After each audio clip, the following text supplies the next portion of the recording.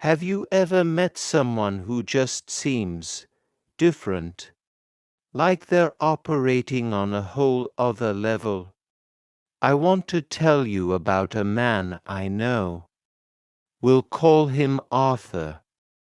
Arthur is a true gentleman, the kind you read about in old books. You'll never see him in anything less than a smart shirt and trousers, always looking like he's just stepped out of a classic film. But here's the first thing that makes you tilt your head. He never drives. Ever.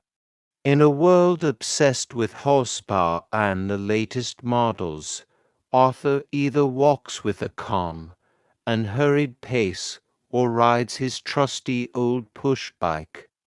Rain or shine, it's just him and his two wheels, or his 2 feet. People used to offer him lifts all the time. "Arthur, you'll get soaked," they'd say. He'd just smile and say, "It's only water. The walk will do me good." After a while, they just stopped asking.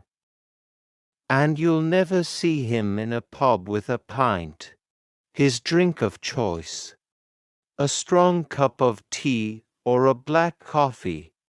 He says it keeps his mind clear, and a clear mind is the most valuable thing a person can have.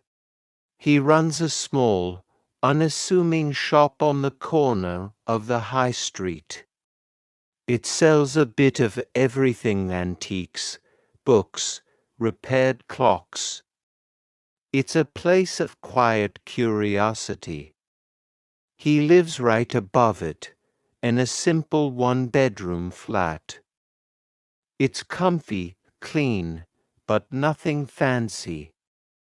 Just what he needs, no more, no less. Now, this is where it gets really interesting.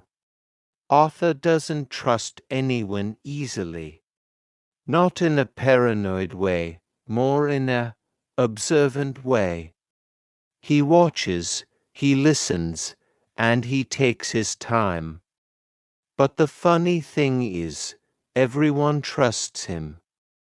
Completely. It's like his cautious nature makes others feel safe.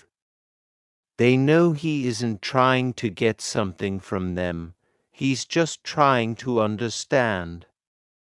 And he has this uncanny ability, a kind of superpower. He never tells a lie. Not a white lie, not a fib, not a single untruth. And because of this, he can spot a lie from a mile away. It's like liars have a different frequency, and he just isn't tuned in. He says the truth is simple, and lies are complicated. He prefers simplicity. This has gotten him into some tricky situations, but he's never had to raise his voice, let alone his fists. He's a hard man, yes. He expects the best from people because he sees the best in them. But he is always, always fair. If you make a mistake, he'll tell you, but he'll also show you how to fix it. He's the first person you call when you're in trouble, and he's always there. No questions asked, just a steady presence that makes you feel like everything will be okay.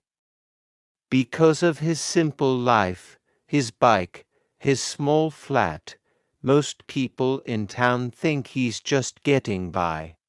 They whisper, "Poor Arthur, works so hard, but must be on the breadline." They'd offer him a bit of extra for something in his shop, and he'd politely refuse, charging them the fair, often low price. Now, I'm going to tell you a story that pulls all of this together. It involves a young, flashy fella named Leo. Leo rolled into town in a sports car that roared louder than a lion. He was all designer clothes, expensive watches, and talked a big game about his investment business. He was charming, and a lot of people were taken in. He'd buy rounds at the pub, something Arthur never did, and talked about making everyone rich. Leo saw Arthur's little shop and scoffed. He saw this old man on his bicycle and probably saw an easy mark. One afternoon, Leo waltzed into Arthur's shop. "All right, old-timer," he began. "I'm buying up property on this street. I'll give you a decent price for this little place. You can finally retire, maybe buy yourself a car." Arthur was polishing an old silver locket. He didn't even look up. "The shop is not for sale." Leo laughed. "Everything's for sale for the right price. I'm going to build a big, modern complex here. Your little shop is in the way of progress. I'm offering you more than it's worth." Arthur finally looked at him, his eyes clear and direct. "The worth of something isn't always in its price, young man. This shop has a value you can't measure in money." This went on for weeks. Leo would come in, more arrogant each time, trying to pressure Arthur. He'd boast about his wealth, his connections, how he was doing Arthur a favor. The whole town was watching. Some people started to side with Leo. "Maybe Arthur is being stubborn," they'd say. "He could have a comfortable retirement." One day, Leo came in, furious. "Look," he snapped, "I've just bought the old bakery, the butcher's, and the building next door. You're the last one holding out. I've got the lawyers, I've got the money. You will sell."